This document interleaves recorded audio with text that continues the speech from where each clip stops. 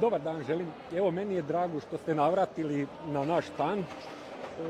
Mi smo jedna mala vinarija, doduše sad već polako rastemo. Mi smo iz Draža, vlasnik vinarije je iz New Yorka, ali smo fokusirani na planinu između Zmajevca i Draža, što su još stari Rimljani nazvali Mons Aureus i po tome i naziv vinariji.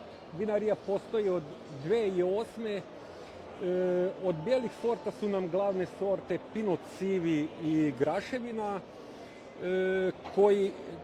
uz kojih sad već imamo i nove sorte koji od ove godine krenu na tržište, znači zeleni silvanac, ranjski rizling i traminac.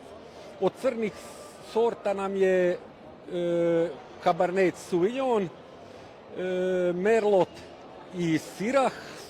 Syraha trenutno nemamo van, ali imamo ga djelomično u kuveu.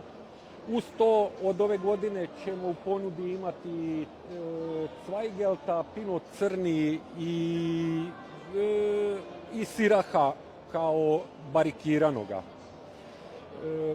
Šta ćemo probati?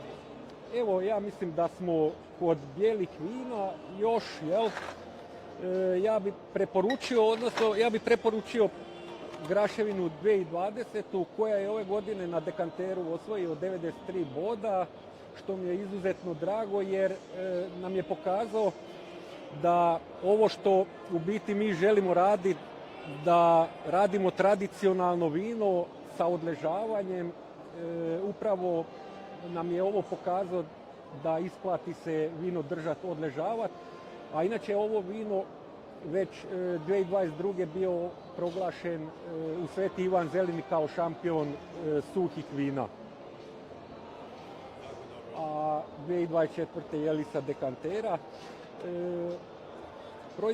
Proizvodnja nam je tradicionalna, znači ja maksimalno izbjegavam flotiranje vina, jer znam koliko to pomaže u početku da izvadimo iz vina neke stvari što bi nam možda uzrokovali problem poslije, ali zato sve prirodne arome mogu zadržati u vinu i ostavim što duže na talogu i evo ja se nadam da i osjetite tu priču, tu herbalnu, laganu voćnost, ima karakter, ima kičmu i definitivno vino koje može odležavati.